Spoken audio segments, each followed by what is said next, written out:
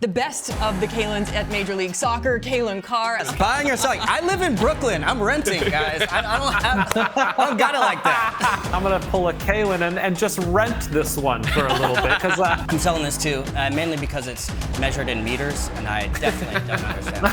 You're so Canadian.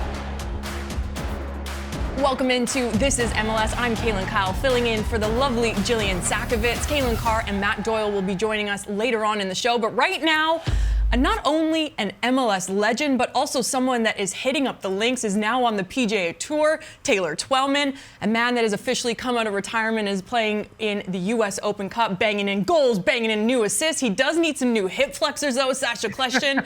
And a man that is enjoying retirement just a little bit too much, because, Mo, I can't find you on Instagram. I can't find any news about you. What have you been doing?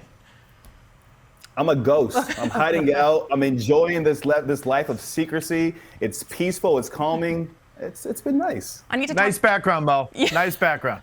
I was just going to say I need to talk to your interior designer. I might also be held hostage as well. I Mo, might be being held hostage. I can't confirm or deny. Mo, just blink twice if you're all right. Gentlemen, let's jump straight into it. LA Galaxy taking on the Seattle Sounders this coming weekend, Saturday, March 30th at 10:30 p.m. Eastern. But before we dive into that game, let's take a look at some of our preseason predictions. Sasha and Matt Doyle had them in the first, same with me. BWP out in second. And it's been a very rocky start for Seattle. So, Mo, let's start with you. Looking at the Galaxy, maybe one of the most exciting teams to watch in Major League Soccer in the Seattle Sounders. Which one comes as more of a surprise? I'll be honest, I went back and forth on this topic, but I think I land with the Galaxy. I think the Galaxy's 5-match unbeaten streak so far has surprised me for numerous reasons. Last year, they finished 26th in the league, 13th in the West. They went winless in their last 6 games. And then to start this season up, the strength of schedule that they've played so far has impressed me, and the results have impressed me even more so. To draw against Miami, this is Lionel Messi, Luis Suarez, Sergio Busquets, Jordi Alba's Miami. An away derby against San Jose. Listen, I don't care what form San Jose's in. We all know a derby match has its own significance and its own level of difficulty. To go to San Jose, get a win there, then to come back and play against Nashville on the road, who were the best defensive team in the league last year. St. Louis, your Western Conference champions. And then to go to KC and to get your first win since May 2019, that has really impressed me about this LA Galaxy side. The road gets no easier, though, for them. They play Seattle next and then El Tráfico, right? So if in 2 weeks, if at the start of April, guys, we're still talking about this Galaxy team being unbeaten, I don't want to say that they're back, but the expectations for success and where they should be, I think, should definitely be back amongst their fan base. Mo, I understand why you're taking the Galaxy, mainly because the strength of schedule was very difficult to begin the year. And I think all of us on this panel and on this show right now would probably have said there's no way they're going to go unbeaten in 5. And yet my argument to this is the Seattle Sounders have only missed the playoffs they've made the playoffs 14 to 15 years. They've only missed it once. And the one time they missed the playoffs, who was injured? João Paulo. João Paulo hasn't played yet. And so the reason why the Seattle Sounders are more surprising to me is I would have never, ever thought that there was any chance that the Seattle Sounders would struggle this year, let alone be in last place 4 games in. And yet here we are.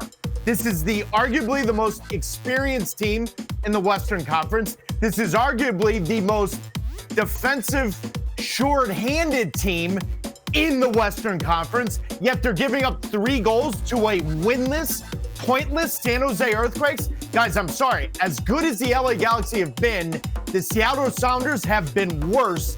And in my opinion, that's the most surprising part. And if João Paulo does not get injured, could we be talking about the Seattle Sounders not making the playoffs this year in this Western Conference? I'm not being a prisoner of the moment. I'm just mentioning they've only missed the playoffs once. João Paulo tore his ACL. He hasn't played yet this year. If he doesn't play, they're in trouble. So what's the solution, Taylor? I think Brian Schmetzer needs to maybe drop Christian Roldan back into center midfield as a box-to-box guy, a guy that can get on the ball more, dictate things, but also organize things around him. Also, this 4-4-2, I think that Schmetzer's been throwing out there with Rui Diaz and Morris up top, it's just not working. They've got to go back to the tried and true 4-2-3-1. Let Rusnak be that playmaker underneath Rui Diaz, and Morris has got to get back on the left wing. Agreed. Well, jumping from the West Coast over to the East Coast, Orlando City taking on the New York Rebels. Two very different teams as well. The Rebels coming off a 4-0 thrashing against Inter Miami, while Orlando City, a very slow start to the season. Sasha, I want to start with you, because this is one team that you said that was at Supporter Shield contenders. Mm-hmm. Yeah, and I can't really say that they're back just yet, Kaylin, but they did have a good performance last week. Granted, it was against Austin, but it was at home. They scored multiple goals, and they held a shutout. That's important for this team because they've been making mistakes at the back. They kept it clean. They have to keep going in the right direction now, and it's a big matchup with the Red Bulls this weekend, who are starting to look like they're for real. And Sasha, I agree with you. I look at this Orlando side, and CCC is done, right? So now you can just focus and channel all your energy, all your attention just to the league. The biggest two takeaways I had from that win, first of all, the fact that they won a game is a starting point, and you just get that monkey off your back. It takes away that stress that plays into every game going on from there. But the two biggest takeaways for me in that match were the goal scorers. Nico Ladero, in his third start, gets his first goal for the club. It took him 11 games last season with the Sounders to get his first goal for the club, and it was the only goal he scored all year. So maybe in a different role this season, a super sub, a rotational piece. I think it's important that he showed his quality for Oscar Pereira on that side. And then the last piece is Jack Lynn, 24-year-old, your 2023 MLS Next Pro. He starts the game because Duncan McGuire is away with the U23 national team. Muriel hasn't scored a goal yet. Angolo hasn't scored a game yet. And neither has, your other winger, Martin Ojeda, on the other opposite side. So a young 24-year-old steps in to show, hey, I can contribute to this side. I have value. So for Oscar Pereira, it's the win, but it's also that he has goal scorers in different pieces on this side as well. Yeah, but it was also a win against Austin. So Jim, jumping over to the New York Rebels, maybe a team that has been exciting. You look at Dante Van Zier, probably the best game that he's had for the New York Rebels. Lewis Morgan back and healthy, 3 goals against Inter Miami. Could they be a trophy contender, T? Yeah, I think they can. Am I all the way there yet? No, probably because they don't have a bona fide 9. If they find a bona fide 9, guys, we're talking about a completely different team, because now Morgan and Van Zier are playing off that 9. But the one thing that's very interesting to me, and Sasha knows this better than anyone on this show, is that there's one thing to play high energy, high press, but there's another thing to have creativity, to have composure in the final third. We saw that against Inter Miami. Finally, Sandro Schwartz has come in here and said, no, we're going to keep our principles off the ball. We're going to make life difficult. But now we're going to have a little bit more composure. We're going to play a little bit, in large part because they went out and got Forsberg. Forsberg is a soccer player that can play within this system. It's not a system player that can barely play soccer, if you follow where I'm going here. They've got a little bit more composure. They've got a little bit more, I would say, creativity in the final third. But come this summer, they've got to go all in for me.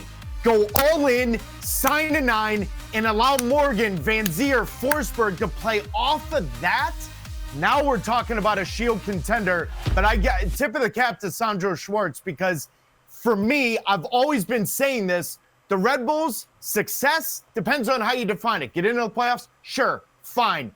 But go for it. Get there. Go for all of it. You kind of have it right now. Go get yourself a 9 this summer and see where this takes you. But Schwartz has done the right thing so far to start this campaign. I'm right there with you, Taylor. This team is maybe just that DP-type striker away. Yep. When I look at the rest of the roster or the starting 11, I look at where is the weak link in this team.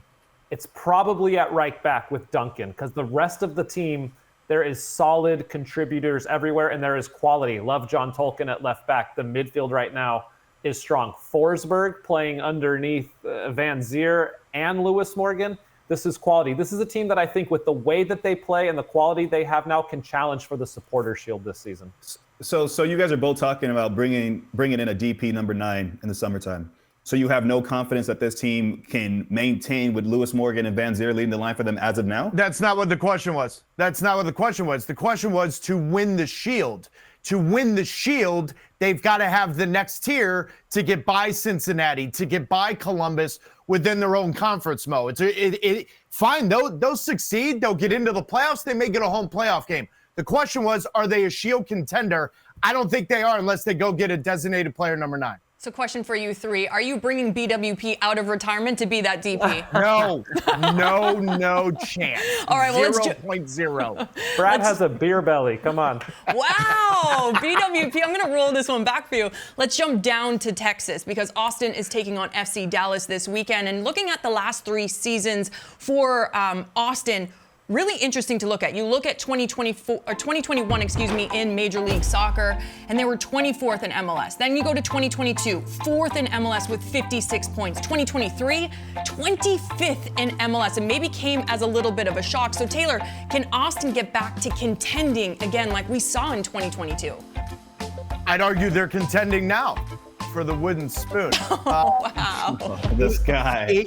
It's amazing to think, and I was in that building August 26, 2022, where they played LAFC at home, and LAFC was on the brink of setting a points record and everything, and they played them off the field. They had no shot. And I remember Steve Cherundolo after the game saying, I'm not sure I want to play this Austin team in the Western Conference Final. They ended up doing that at home because Austin couldn't finish the deal, but they finished second in the West. Austin was very good that year. Since that point, it's been the same team. Now, Sasha, you remember this. When they signed Giazzi Zardes, I was the first person to raise my hand and say, that doesn't fit Driussi. Urruti fitted him, the way he ran off the ball, the way he did things. I understood Josh Wolf going back to the Columbus Crew days as assistant, bringing in Giazzi Zardes, but that hasn't really worked. Guys, I'm going to give you 2 nuggets that's going to blow your minds away. In the 40% of the games this year, they've had 0 shots from inside the 18. That's in 40% of the games this season, 0 shots inside the 18. And the second one is, and I wrote it down because I'm amazed by the number, 36 wins in 110 MLS games since coming into Major League Soccer. 36. 17 of those were in 2022. T, does Giroud fit Austin, though? You're speaking of pieces to the puzzle that aren't fitting. Does Giroud even fit Austin anymore? Driussi fits it. Driussi fits every team in this league, but you've got to fit everything around him. That's got to fit. And listen, Rubio, O'Brien, yeah, they're MLS journeymen, but they went out and signed Giazzi Zardes, the big signing there. Guys, I don't see a contention here at all from Austin, and I don't see any wiggle room within the salary cap this summer to change it. I think this is going to be another down year for Austin. Taylor, they need at least 2 transfer windows, maybe 3, if the Austin fans have the patience to wait that long, because I think back to like FC Cincinnati when Pat Noonan and Chris Albright got there, and we all said they need 3 transfer windows and they need time to build this team and rebuild that roster because the roster was not in a good place. This Austin FC roster is just not in a good place right now. Driussi is literally the only quality player on that team that is a top-notch MLS starting 11 week in and week out. They need some transfer windows to actually start bringing some players in again. So, Sasha, for FC Dallas, they're coming off a bye week. What are you expecting them going up against Austin this weekend? Well, I want to see what formation they come out and play. Nico Estevez has tried to go with this 3-4-2-1 formation, which has not worked. Listen, they got the 3 points early in the season with a 94th minute goal from Dante Seeley. Other than that, it has not been good enough. So I want to see what they've worked on for the last 2 weeks, what they're going to come out with. I want to see them build the team around Jesus Ferreira. Other teams in this league are doing a good job of building the team around their superstars. Jesus Ferreira is their best player, so he needs to find a formation that works for Jesus and brings out the best in him along the other side players next to him on the pitch. Sash, I don't disagree with you, but first I want to say best wishes to Paxton Pomykal, another knee injury, and hope speedy recovery to him. But coming out of a bye week, your expectation is, simply put, you got to win the game. And you're playing in a derby match against a team that we just talked about needs a lot of different pieces, some new pieces. The interesting part is, as much as we're talking about Austin and how poorly they've been, they're sitting on the same amount of points as Dallas. Yeah. So you've now had a bye week to get your mind right, to get training and get you guys on the same page, work on different tactics and formations. So coming out the gates, you got to make sure that you get things organized quickly. The other part is every single game Dallas has played in this season, they've conceded first. Mm-hmm. The pressure that puts on you in a game, the way you're now chasing a game, the way that it allows teams to expose you, and you're on a 3-game losing streak, it becomes a mental hurdle every time you go down first in a game. So they got to correct those errors first and foremost, T, before they have any chance of getting back in the wins column. I always answer this question with another question. When you talk to the opposing coaches around any league, and especially in this league, does this team scare you? I haven't got a single yes from FC Dallas or Austin opposing coaches. And that says it all to me, right? So if they say no, they don't scare. Jesus Ferreira, maybe, but it looks like with his failed transfer over the winter, who knows where he is in the mental space that he is right now. FC Dallas and Austin, when other teams go in to play them, they are looking at it as 3 points. That should answer that question. Big game for both Austin and FC Dallas this Saturday at 8:30 p.m. You catch that on MLS Season Pass. Another big game, Nashville taking on Columbus. And Nashville, we know they're not a great team without their big star of Hani Mukhtar, but that's no more of an excuse. He is back into the 11. What is the biggest problem that you see, T? That's a good one, man. I mean, Kaylin, I could do an entire show on this right now because on one hand, Gary Smith walked into Nashville. He's taken them to 4 straight years in the playoffs, right? And how did he do it? Defensive structure, defensive identity, but also having one of the best players on the counter. Hani Mukhtar is one of 3 players that have 50 goals, 30 assists in a 3-year span. Robbie Keane, Sebastian Javinko, and Hani Mukhtar. And yet, my question is, if it ain't Hani, then who? He's got 3 goals in his last 18 games in all competitions. And where is Nashville then? There's nowhere to be found. They went out and spent $5 million or so on Sam Surridge, who has never scored 10-plus goals in a single season campaign. So if it isn't Hani, Nashville doesn't have a plan B. Now, if you're missing Walker Zimmerman, you're missing McNaughton, you're missing that group, well, then you give up a club record 5 goals to LAFC last weekend. I just think they're at a crossroads. Mo and Sash, they're at an absolute crossroads, Nashville is. Hani still has it. I'm not saying he doesn't. But to do it at the level that he did, only 3 players have ever done in league history, you're asking for a miracle. So now you've got to have plan B, plan C, plan D. And I just haven't seen any sign of evolution under Gary Smith in Nashville. I think they're at a crossroads. I was in the building against LAFC. That team looked like a deer in headlights, like they don't know what's coming. And now they got the defending champs Columbus Crew coming into their building a little bit wounded after losing to Charlotte. I think this is difficult times for Nashville. I really do. Taylor, a team that does have a plan A, B, C, and Z is the Columbus Crew, like you just alluded to. They're coming off a weird loss versus Charlotte. They picked up the red card the first 45 minutes, 2 big key injuries. Mo, how do you bounce back from an awkward game like that? Listen, there's a lot of things that I may worry about in my life, worry about Columbus, and that ain't one of them. All right, and Wilfried Nancy, I trust. We saw it last year, the way that he was able to come into this team and just put his stamp on the team first and foremost, get everyone bought in. So I'm not worried about them and their response. The only thing that is tricky is they have CONCACAF Champions Cup in midweek, right? And they're playing against Tigres, your 2020 champion. So how Wilfried Nancy manages these next few games and how he rotates the team will be important. But man, I'm not worried about Columbus. Mo, I love that you're so cool, calm, and collected in your very well-decorated basement. He's got his Columbus Crew boxers on, Kaylin. He's got his... Not worried about him. Not worried about him. Nashville taking on Columbus. You can catch that Saturday at 8:30 p.m. Eastern right here on MLS Season Pass. And gentlemen, we do have some good news heading into Match Day 7. Pro and the PSRA have agreed on a new CBA that means the referees represented by PSRA will return to the field this weekend. Welcome back, Taylor Twellman, and the best of the Kaylins at Major League Soccer, Kaylin Carr, and our armchair analyst, Matt Doyle. Gentlemen, thank you so much for joining me here in studio. Let's get to this matchup because it's a mouth-watering matchup. The Philadelphia Union taking on Minnesota United. The Philadelphia Union coming off a big win, and Julian Carranza coming off a brace 3-1 versus Portland. Loaned to Philadelphia from Inter Miami in 2022 season, then permanently transferred to Philadelphia in 2023 for $500,000 in GAM.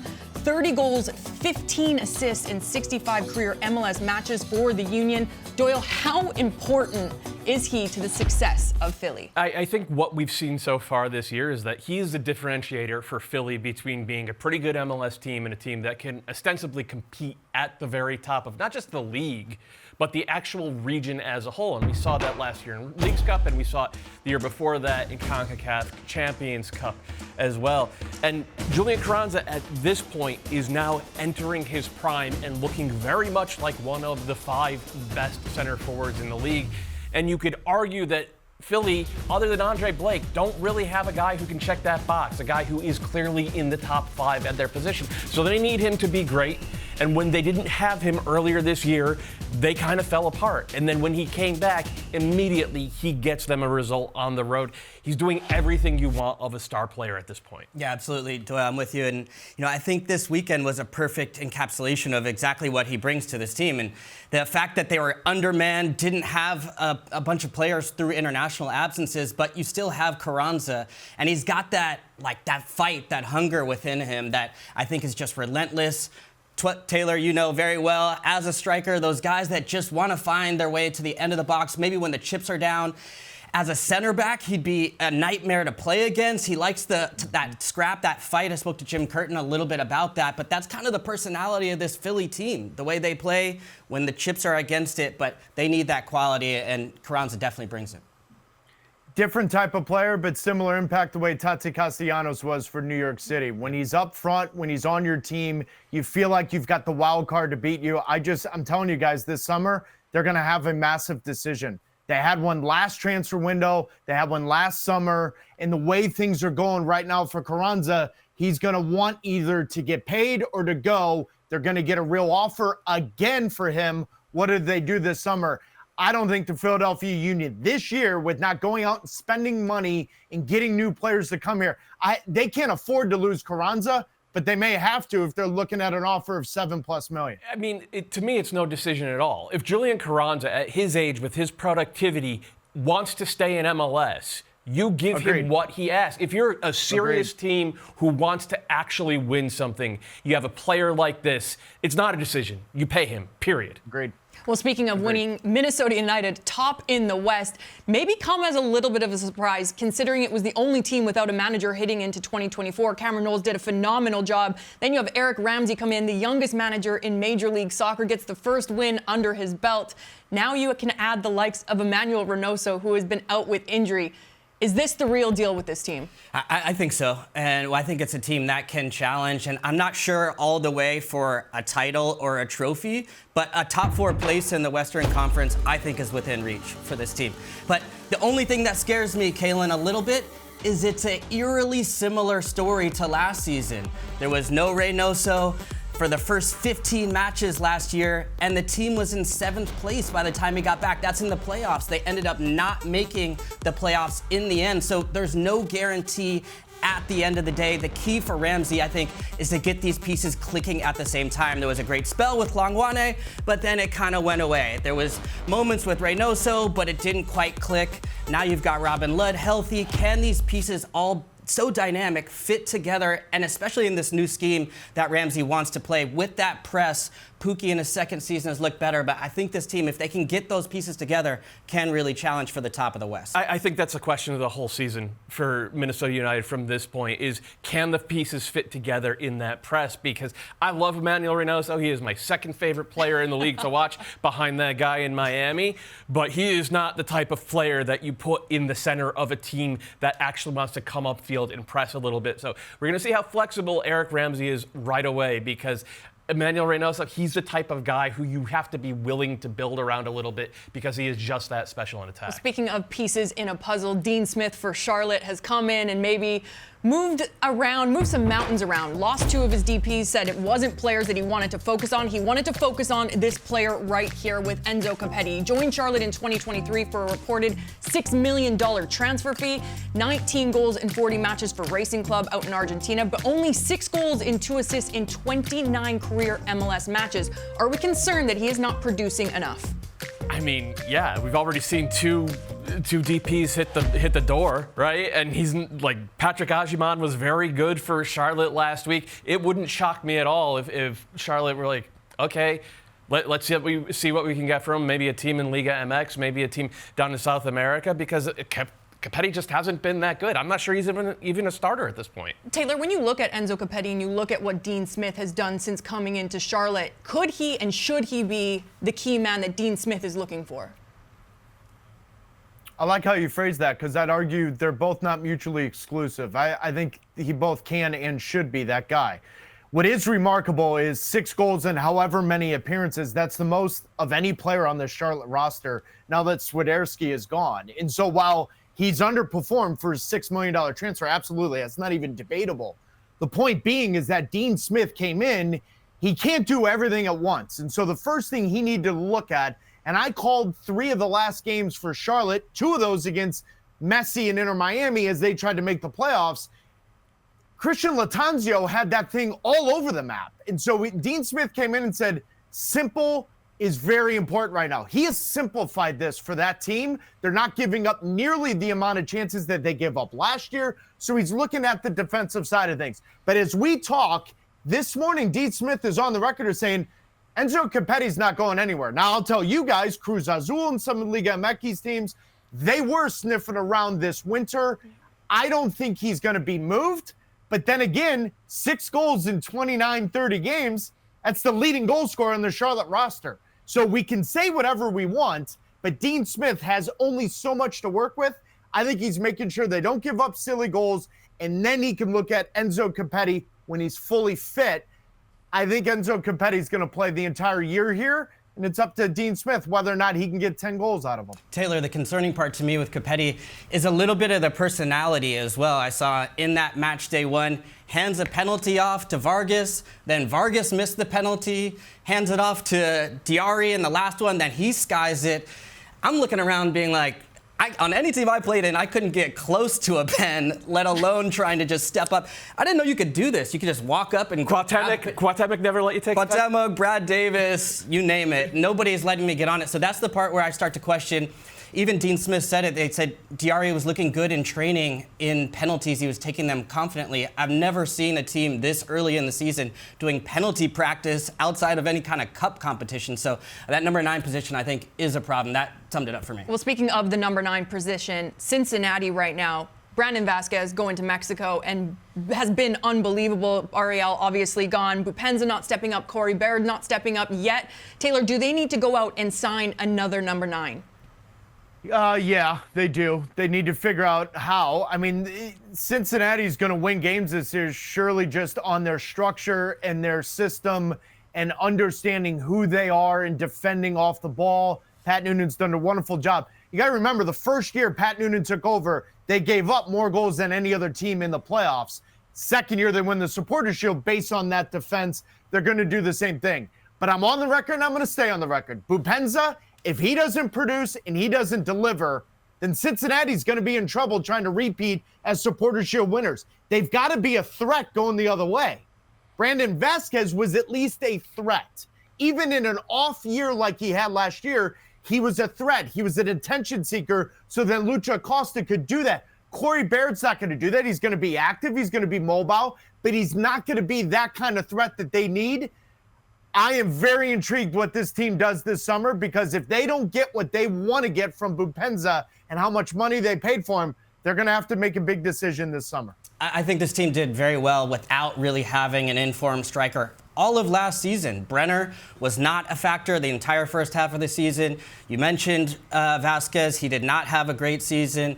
Bupenza came in at the end, caught hot, but it was really about Lucha Acosta, 14 one-goal wins. They get it done again defensively. That gives them a chance. But for me, the big miss was actually Barreal more than a number 9. And that's where you start to see this play from Luca Orano, the 24-year-old Argentine who came from Vasco, showing promising signs. This looks like Barreal play to me, as far as being able to play almost as a number 10 from that wide position, springs in Bupenza, who's got to finish that. And that's really where I start to see some of the positive signs as far as that chance creation, because I understand Lucho can get it done, but he needs help as far as not having to put it in the back of the net himself, as he did over the weekend, but time and time again. And that's where Orellano, for me, comes in as that replacement for Barreal. So some promising signs, at least for Cincinnati. Cincinnati still, go on, Doyle. No, promising news as well.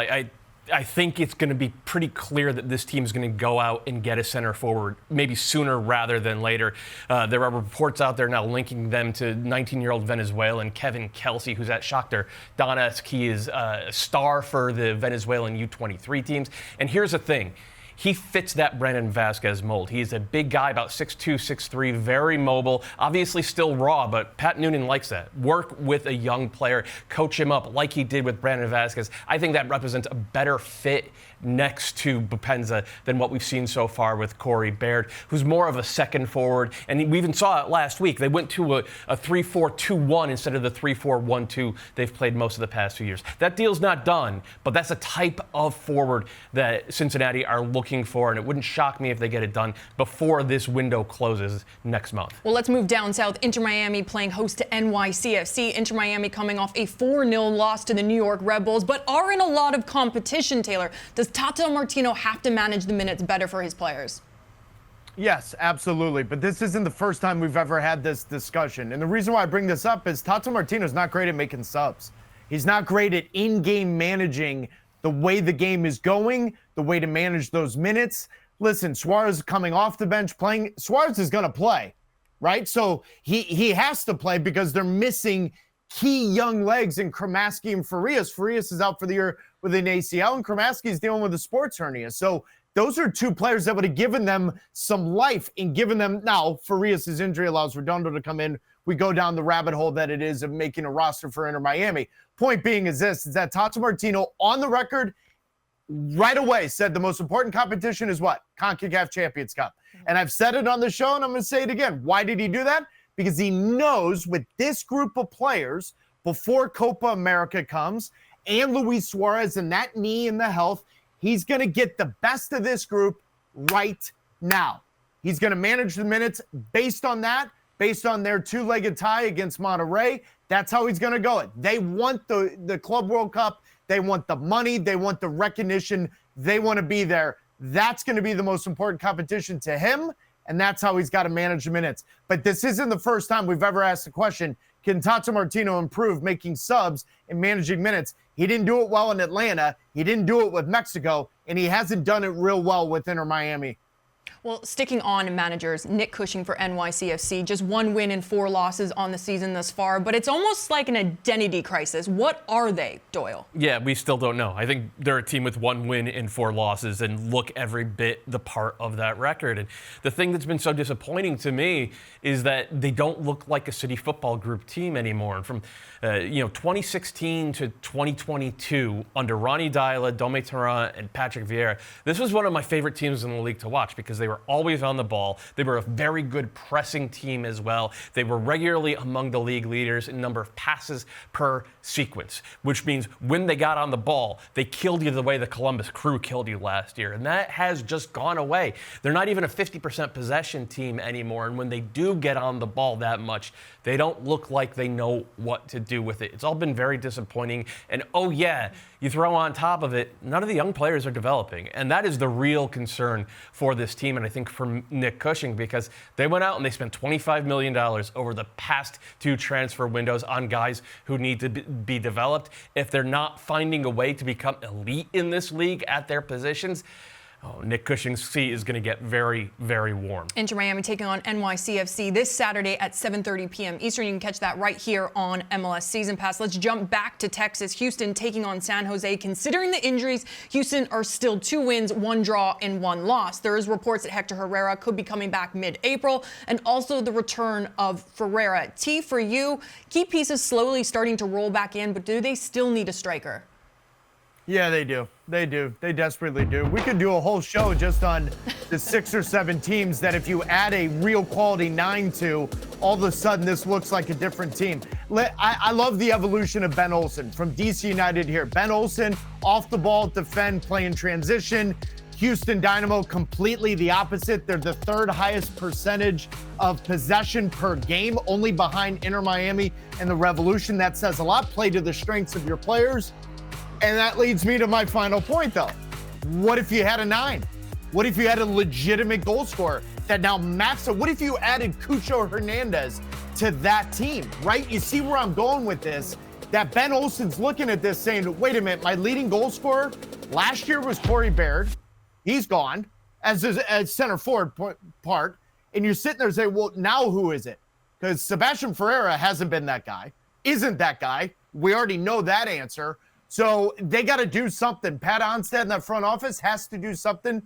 But in saying that, I like seeing the evolution of Ben Olsen as a manager because DC, it was very pragmatic. This is a little different. They're still stealing points, which is a Ben Olsen way of doing things at Colorado in extra time with Brad Smith scoring a game winner.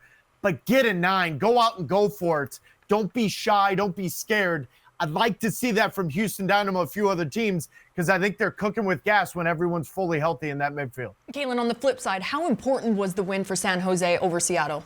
Huge. I mean, this was a winless team, had not lost at home previously, and this was the type of match that this team has really struggled with in the past, and as an opponent at that. I know Seattle's not at their best, and you can tell me all about that, but the way that they conceded to then have to come out, and then Jeremy Ebobisse coming off the bench late, responding well to getting benched and getting a goal coming in was huge for this team. So Lucci's got to be super pleased, and for me, the big difference is getting the 18-year-old coming in, Nico Chikirias. I'd been going back and forth with one Taylor Twellman about this same topic a couple weeks ago. I'm remembering this, DT. Tell me now, you see the 18-year-old, I've been begging, play the kids, he's finally healthy, he's finally available. We saw the bright start, the energy, his ability to come into this match, make a difference, just giving this team some life, and for the fans, something to build on moving forward. Are you still gonna tell me they need to go out and get a Carlos Vela, they need to go out and get their own Olivier Giroud, or are you gonna tell me that it's okay and it's finally time to continue to play the kids? I find it interesting you picked two 36-year-old DPs when they could easily go out and sign Diego Rossi. They could sign out Cucho Hernandez. They can say whatever you want. Shout out to Sean Chikirias, former teammate of mine. Your son's a pretty good player. I'll take that as I was right. Well, Taylor, I'm going to let you go. We'll see you back later on in the show. And Kaylin and Matt Doyle will be sticking around with myself, so don't go anywhere.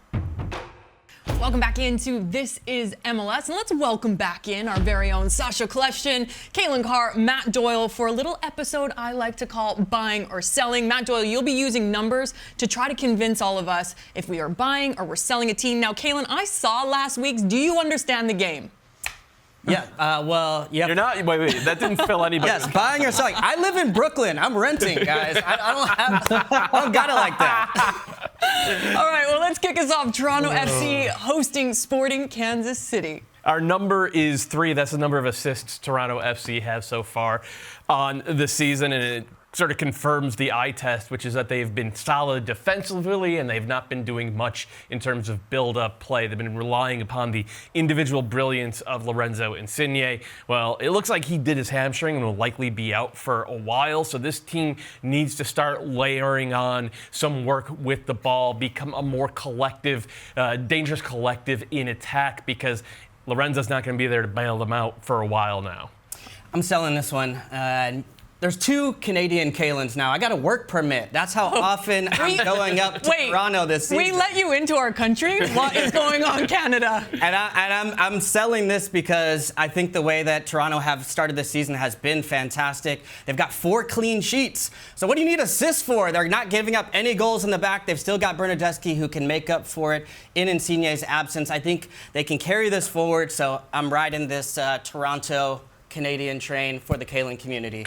I got this. I like it. Kaylin. Men lie, women lie, numbers don't. Okay, I am buying this.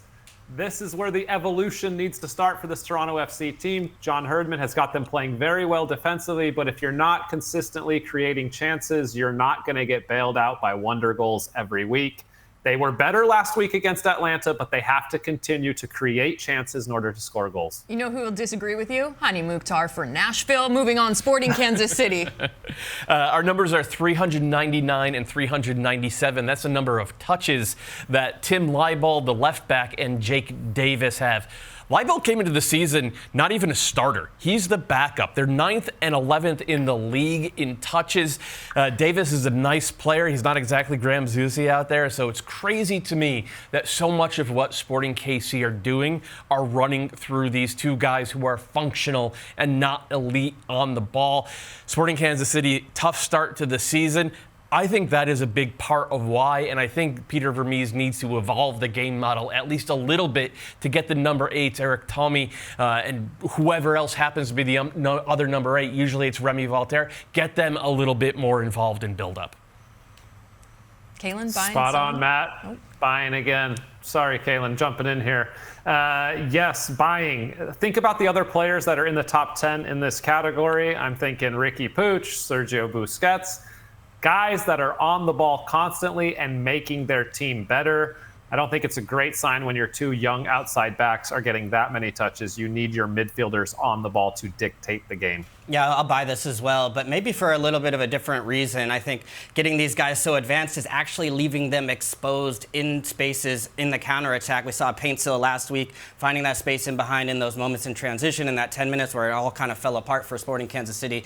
And going against Bernadeschi, you see the pace of Shaquille Marshall-Rutti, Spicer. I think they're going to have to be careful as those guys creep forward from those fullback positions, watching behind them. That's also a concern for them. Toronto FC taking on Kansas City. That one happening this Saturday at 7:30 p.m. right here on MLS Season Pass. Moving on, DC United hosting Montreal. DC United numbers.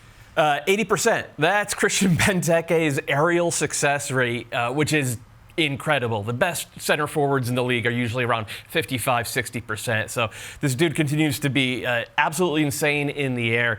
And his dominance always gives DC a release valve, for one. And for two, it gives them a focal point in the attack because they are dangerous from any point. Anyone has a chance to wind up and ping it at this dude's head, he's going to win it.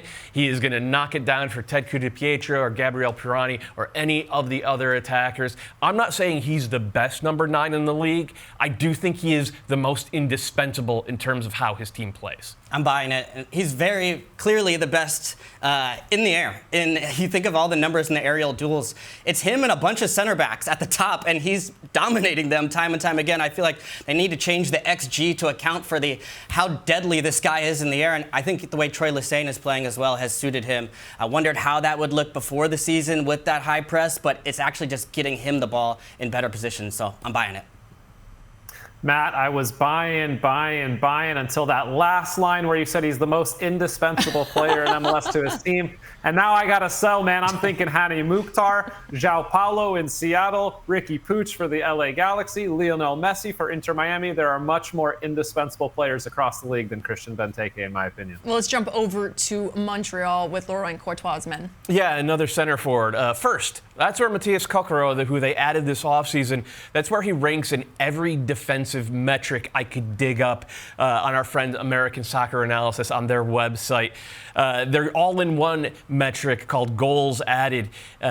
Kokoro is among the league leaders strictly because of his defensive contributions. He's never going to get the love he deserves. Defensive forwards don't. But if you look at how much more difficult Montreal have been to build out against this year, he is far and away the leading reason for that.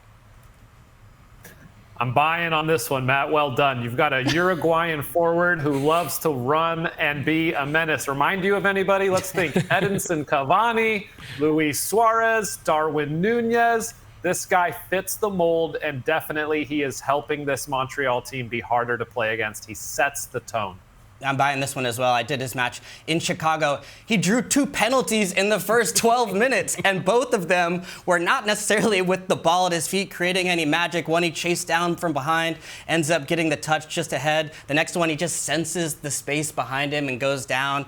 Very clever. So a nightmare to play against, but definitely a guy that you would definitely pick if you want to go into a scrap, especially with the way this Montreal team has had to go on the road to start the season. The other thing I think about Kokoro, we've talked about this with Montreal a bit, about how they're playing on the counter so far to start the season and how we think that is going to change over the course of the year as they become more expansive with the ball under Laurent Courtois.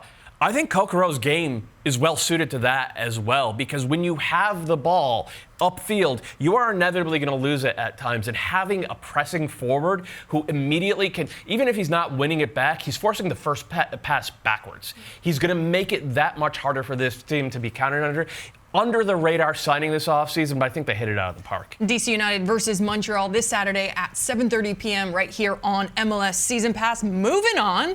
A little bit news around a team that I'm going to say here, LAFC, Olivier Giroud, maybe in that summer transfer window. But let's start off with Colorado in the numbers. Yeah, the opponents for LAFC this weekend. Our number is 12.1%. That is the percentage of Colorado's final third touches Georgi Mihailovic is getting. Most teams' primary playmakers are up around 20%. The best playmakers or most reliable playmakers in the league, guys like Emmanuel Reynoso, they're over 25%.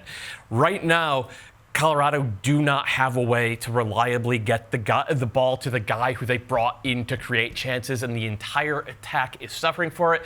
Big part of this is Connor Ronan's absence in central midfield. He was the sort of the guy who would be the table setter last year. They have not figured anything out, and this team is suffering because of it. Yeah, I'm buying this one as well, Matt. I do have concerns. 0 goals, 0 assists, miss a penalty, does get a set piece that he hits off the post, just inches off. But the chance creation has been difficult for Georgie. And at his best in the past, where I've seen him thriving, is under Wilfried Nancy. Even at times with Berhalter with the national team, where they're getting these rotations and they find him on the back end with time and space, and then he's able to make the right pass or the right decision. This Colorado team hasn't quite found the system. They're not pressing. They're a little bit more deeper in a low-lying position, asking a lot of Georgie at the moment. So I'm concerned right now, and they're going to need to try to find some answers.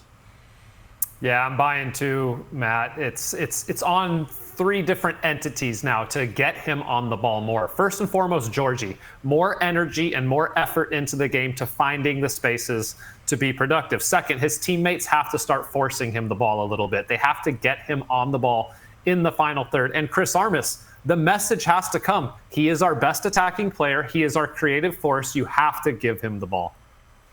Well, speaking of getting the right person, the ball, Denny Bouanga for LAFC. Yeah, 99th percentile across the board in just about every underlying attacking number, but particularly expected assists. The number is 1.80. That leads the league. Bouanga, I know he has struggled in front of goal. He's hit the woodwork 5 times, but he's been absolutely cooking. And if and when this team adds Olivier Giroud, and to be clear, it's probably not going to happen until after the Euro, so he might not arrive until August. Don't be a buzzkill. Don't be a buzzkill, Doyle. As soon as that happens, as long as Bouanga is playing like this, LAFC are going to score goals for fun. It is going to click instantly because Bouanga's been that good to start 2024. So are you saying that you think Bouanga can lead the league in assists, Matt? I'm saying that we have never seen someone win the Golden Boot one year and then lead the league in assists the following year. It would not shock me if Bouanga becomes the first guy to do that. Okay, I got to sell on this one because I think this is an anomaly right now that we're seeing this production out of Bouanga setting up goals. He has been the guy in the past that is finishing the goals or creating his own shot. Speaking to Ante Razov, assistant coach at LAFC, and Steve Cherundolo over the past few years, they've been working with him a lot on trying to be a setup guy as well to make that final pass. I think if he had the final pass at a consistent level, he'd probably be playing for Real Madrid, not LAFC. So I'm gonna pull the brakes a little bit on that one, although adding another quality player like Olivier Giroud to this final third is going to elevate his game. Olivier Giroud will attract defenders. He will occupy center backs. And Giroud is not just a great goal scorer. He's also shown that he's been a great setup man as well. I actually think that this makes Golden Boot a bigger opportunity for Bouanga again this season, even if they only play together for the last few months of this season. Yeah, I'm with you, Sash. I'm selling this big. There's no way Bouanga is going to be looking to pass. In fact, we've seen him in the past looking off people completely wide open for sitters to tap in. So I don't mind that about Bouanga. Also, we saw in the playoffs against Seattle, the way he just drove into the box and picked out the back corner. I mean, if you can do that, you don't need to look to pass. I think there's plenty to go around for LAFC. Giroud's going to get his, absolutely. But I think the idea that he could be that hold-up play, and that's only going to release more space for Bouanga in behind. We haven't really seen that. They've tried it with the false nine, but having a real fulcrum at the point, a hold-up player that can bring players in and then get in the box and finish himself. I think the fit of Giroud, when he comes, I mean, I don't know a lot about buying and selling, but I'm buying that. All I'm saying is if you have Olivier Giroud leading your front line and you're Denny Bouanga thinking, nah, I'm not going to pass him. Come on, you guys. He's not deferring, but I think that's fine. He doesn't need to defer to Giroud. It just the pieces have to fit, but I think the profile for sure. I mean, you have the France all-time leading goal scorer. It's not like he's not going to be struggling for opportunities in the box. Doyle, use your numbers. How many goals does he score if and when he signs with LAFC? Over the final 2, I mean, he'll only probably have 10, 12 games over the final 2 months. So I think 10, 12 goals? No, I think somewhere between 7, 10. How about that? Oh, I'll give it to you. Sasha, what do you think? How many goals can he bag in 7 to 10 games? In 7 to 10 games, I'd give him 5 goals. I think 1 goal every 2 games would be fitting for Giroud. I think the better metric is actually going to be with trophies, right? Because this pushes them back up to looking at being a title contender again and going back to MLS Cup and potentially winning it. And that's the difference that we saw in the past when they made those summer signings and John Thornton brought in a Gareth Bale or a Chiellini. And at that time of the season, when you look at Leagues Cup and how close they were last season, when you think of MLS Cup and the fact they weren't able to get over that hump in that final match against Columbus, full credit to them. But the idea that now you would have Giroud coming at that most important part of the season gives this team a winner again. He's going to know, of course, the players and the system. He's going to fit in, I think, right away. So I think for me, it's less about the number of goals than the important ones at the back half of the season. The West is a little bit wild right now. We have Minnesota at the top, Seattle Sounders at the bottom. Does LAFC, if and when they do sign Olivier Giroud, would that be then your favorite to win it in the West? Yes, absolutely. Well, we would have to see what everybody else does, right? Because we all love what we've seen. Who's going to go get Olivier Giroud? You think that there's not that's the thing about LAFC is they're getting signings that other teams are not able to get, and it's because of Los Angeles, and it's because of the profile of the players that they've had in the past, and then it starts to build on top of that. So the idea that that he could come into this team at the back half, and the way the Sounders, who are the other big competitor for me, have started this season, makes LAFC the clear favorite. All right, well, let's jump to another game happening on the weekend. RSL taking on St. Louis. Talk to me about RSL's numbers right now. 28%. That is defensive. I'm doing a deep cut for this one. Emeka Eneli's tackle success rate. Eneli was forced into the lineup with the injury to Pablo Ruiz. And I like Eneli. He's been very good for them. He could be a good, maybe even a very good player in this league, but he is flying into tackles, and when he misses on those tackles, which again happens 72% of the time, that leaves the rest of the team exposed. And for RSL to be a team that I think gets a top 4 seed in the Western Conference, gets a home game in the first round, he needs to understand when to chase and when to actually just contain a play. That has caused them problems so far early in this season. I'm going to sell this one. I like Eneli, and I think sometimes the numbers don't always show exactly the truth in this You case. just love the RSL chaos ball. I do, but also against Colorado, he steps forward, wins the ball, you take a risk, and then he goes on and gets the goal actually on the other side of it. So sometimes that risk, even if the numbers are skewing against you, if you get the right ones and you're able to push forward. The other thing is they've had to change their formation as well a little bit, or not formation, but the player personnel as far as how they create chances. And so some of that has to come down to winning balls in advanced positions and taking some risks. So I'm okay with it. I'm neither going to sell this one nor buy this one, and I'm going to pull a Kalen and just rent this one for a little bit, because I do agree that you cannot be a good box-to-box midfielder and only winning 28% of your tackles. You've got to be closer to 50 if you're going to be one of those box-to-box guys who wins those. But I don't know if that's really a big correlation between what's happening in Salt Lake and not. All right, well, let's jump over to St. Louis now. Just 1 win on the season, but 4 draws, no losses. Yeah, our number is 17.2. That's the average distance in meters of shots St. Louis are allowing this year, which sort of confirms the eye test. Last year they were at 8 18 meters, which is one of the best marks in the league. What's happening is because they're not controlling game states, because they're not ahead as often this year, they have to bring their lineup, they have to chase results a little bit, and that leaves them more exposed on the counter. And generally speaking, counterattacking chances come from closer to goal than chances generated via other mechanisms. So they have to get out in front. Like, I think St. Louis, maybe more than any other team in the league, needs to control the game state for their game model to work. It's why they only have one win on this season. I got to sell this one.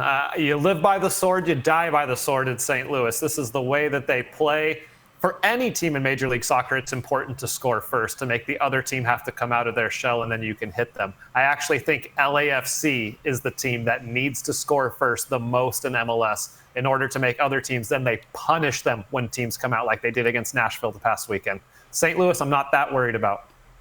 I'm selling this too, mainly because it's measured in meters, and I definitely don't understand. You're so Canadian. But I agree. I think they have to continue to push forward. You have Roman Berkey behind you that is a little bit of a safety blanket, a get out of jail free card when you need it.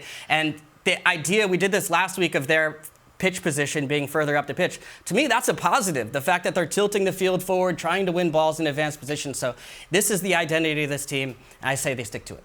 Well, Salt Lake taking on St. Louis this Saturday at 9:30 p.m. Eastern. Kaylin, Matt, thank you so much for joining me here in studio. Kaylin, you're heading up to Canada this weekend, right? That's right. Bring me back some poutine, all right? Sasha, stick around. We got a little bit more coming up after the break.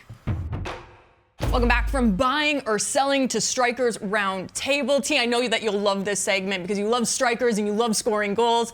Sasha, thank you for sticking around. Welcome back, Taylor Twellman, Mo Adu. So let's get straight into it, gentlemen. Let's compare some of the top strikers in Major League Soccer in 2024.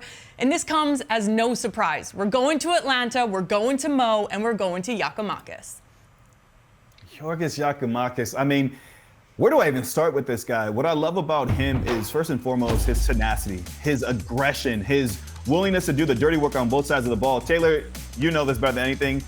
We assess strikers on one thing, goal scoring ability. And since he's come to the league, Giakoumakis has shown that he can score goals in multiple ways. 23 career goals so far for Atlanta United in just 33 games, right? 10 with his right foot, 4 with his left foot, 8 with his head.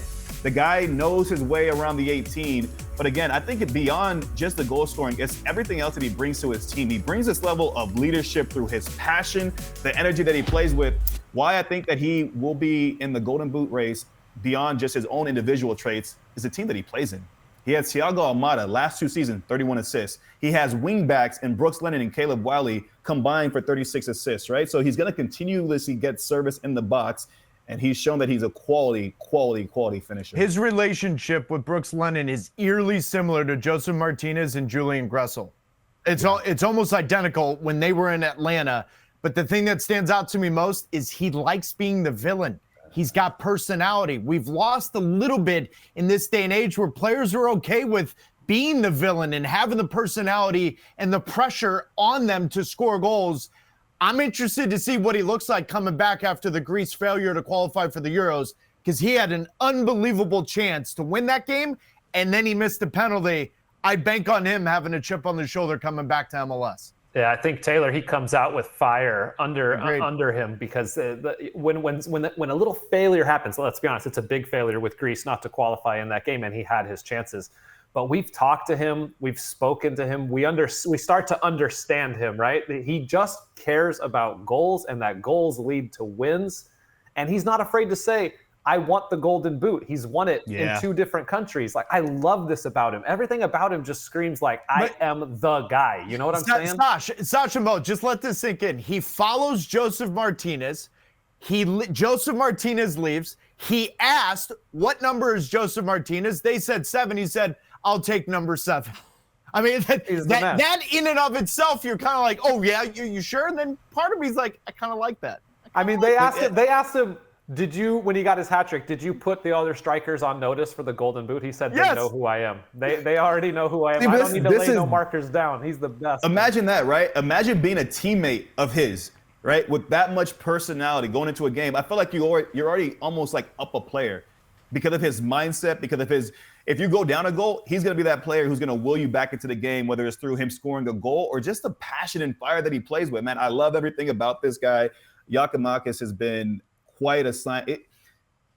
I think that's been the best signing that Atlanta United has made in the last few years. No I know way. Thiago Almada's in the mix there. No way. Thiago Almada's better than that.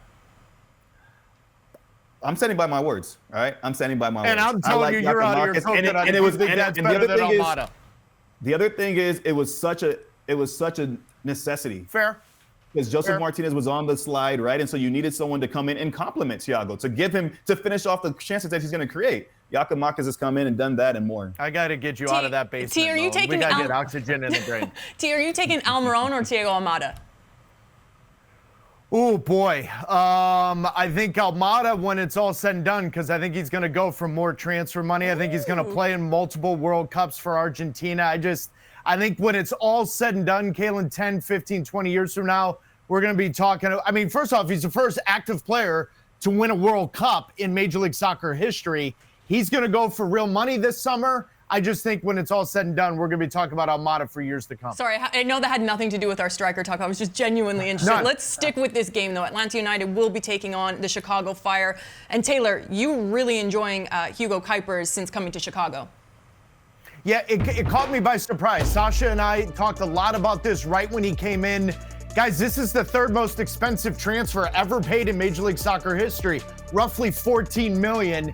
And yet when you look at his pedigree, he's just a traditional number 9, 6'1", good in the air, fantastic with his back to goal, very instinctual player with a sixth sense of where to be, when to be there. But there's a common thread here. What does he need? He needs service. He needs opportunities. Before coming to Major League Soccer, he averaged, and I judge goal scorers by how many chances on goal they get. On goal, he averaged 2.6 chances on goal before coming to Major League Soccer. Now, my argument to the Chicago Fire is, since he's come to Major League Soccer, he's averaging one per game. And so if you're going to spend $14 million plus on a goal scorer up front that relies on chance creators and people to give him spots to score goals, I think Kuipers can score goals with Giakoumakis. The problem is he doesn't have Almada, Wiley, Lennon. He's not getting the chances. Klopas and the Chicago Fire have a real conundrum because they've got to figure out how to get their most expensive transfer in club history, the ball in the final third. Because when they do, I promise you he's going to score goals. That's where he needs to be efficient. That's where he needs to bury his chances, because I think you're right, Taylor. He's not going to get 2-3 chances per game like Giakoumakis will get down in Atlanta. He's going to have to find ways to come up with his own shot inside the box as well. Both of his goals we've seen so far are poachers finishes. They're center strikers that are in the right position in the box, but he needs that service desperately, and I'm not sure Chicago can provide that for him but the only thing, yeah, but and I hear what you guys are saying, but the only thing that I will say is we're still very young in the season, right? For a new player, sometimes it takes time for them to get themselves acclimated and settled. He's already got 2 goals in the campaign. So the hope for Chicago, if they don't go in, as you guys talked about, and find a way to, whether it's bringing in another creative piece in the final third, the other part is, can they utilize some of the players they have and just establish and build relationships, right? Taylor, you played number 9, right? You know the importance of having that chemistry with the number 10, like a Sasha or even a winger. You look at Giakoumakis and Brooks Lennon as a fullback getting forward. I think the chemistry and the connections that you establish with those players who are going to supply you the passes is so key. And so I'm not jumping the gun just yet. I agree with you guys that he does have some unique and interesting qualities that can make him a top striker in this league, but it's still to be seen how that really materializes this season. I love Mo that's just sitting on the fence. He didn't make the predictions at the beginning of season. He's just playing it safe, Someone that hasn't been playing it safe. Let's jump over to Canada, the Vancouver Whitecaps. Sasha, Brian White is maybe a player that doesn't get enough credit that he deserves. Yeah, he doesn't get the credit that he deserves, but the quote that Vanni Sartini has about Brian White, about him being his favorite player on the team, says so much to me about what Brian White brings. He sets the tone for the way the Vancouver Whitecaps play. He puts himself in position to score. He doesn't waste his energy on anything except putting himself in the box. He even had a great assist last week to Damir Krylak. I love everything everything that he does is that he does it for the team, and he does it without the fanfare of Giakoumakis or any of these DP strikers, he just keeps going and keeps plugging away, puts himself in position to score week in and week out.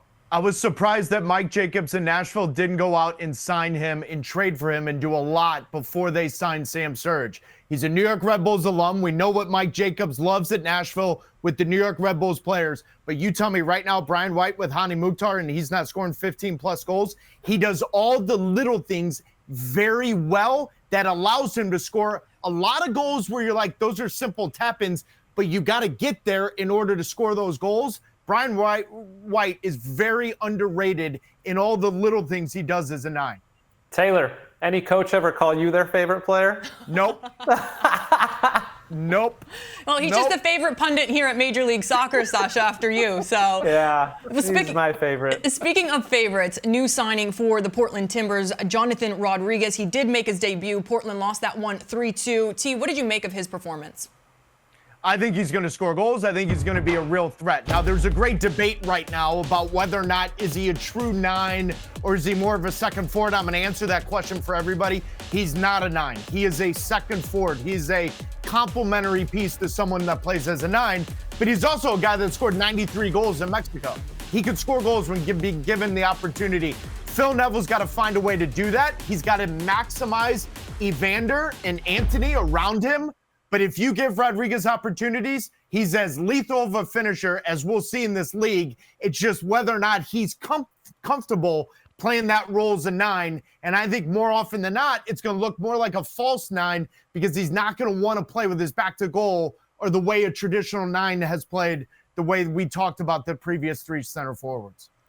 So, Taylor, question for you then, right? So, one, the need for Portland was a 9. Yep. Right. And if he's not a traditional 9, why do you make that signing, first of all? But the better question for you, since you played that position, is how do you make that adaptation, right? If you're not a traditional 9, you don't like playing with your back to goal, in a system that maybe doesn't allow you to play as a false 9, how can he succeed in playing as a 9 for the Timbers? Mo, Chris Wondolowski scored more goals than anyone in MLS. He was not a traditional 9. He operated at best as a second forward. Everyone forgets Chris Wondolowski with the Goonies. That was Steven Lenhart. That was Gordon. There was all these. He liked playing in that role. That's kind of what Rodriguez is. I'm not sitting here saying he's going to score 170 goals in MLS.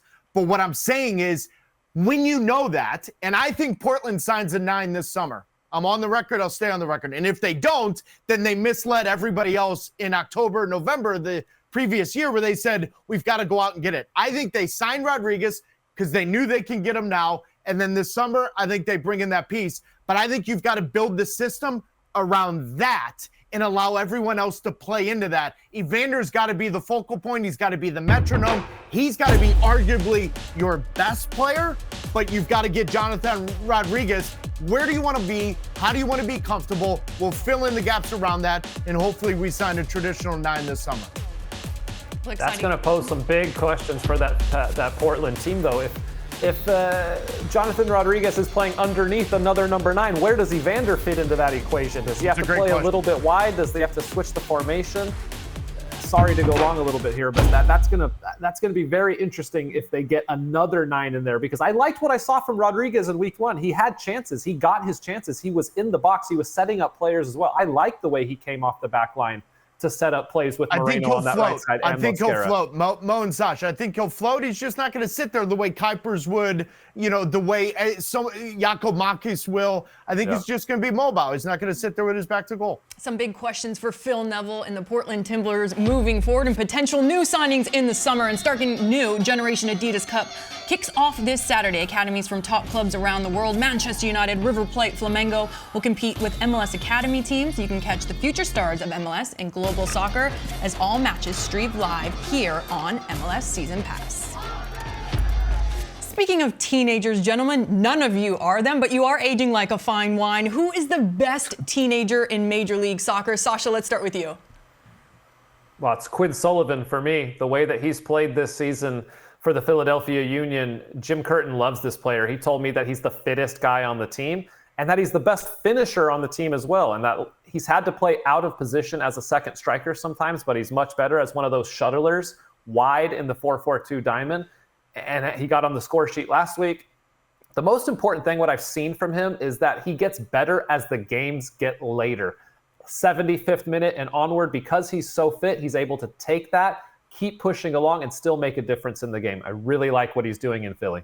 He's not even the best player in his household. His 14-year-old brother's the best player. That's the best part. Who, by the way, just signed with Manchester City and the Philadelphia Union for the richest homegrown contract in the history of the league. Quinn Sullivan's really good. It's just his younger brother may be better. Sasha, I'm got to put you not on the spot, maybe on the back foot a little bit. He did turn 20 today, so technically not a teenager anymore. I'm just throwing it out there.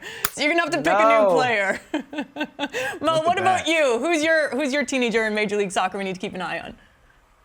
Well, I love my Philly players. That goes without saying. But the one that impressed me is RSL's Fidel Barajas. 17 years old. He was USL Championship Young Player of the Year last season.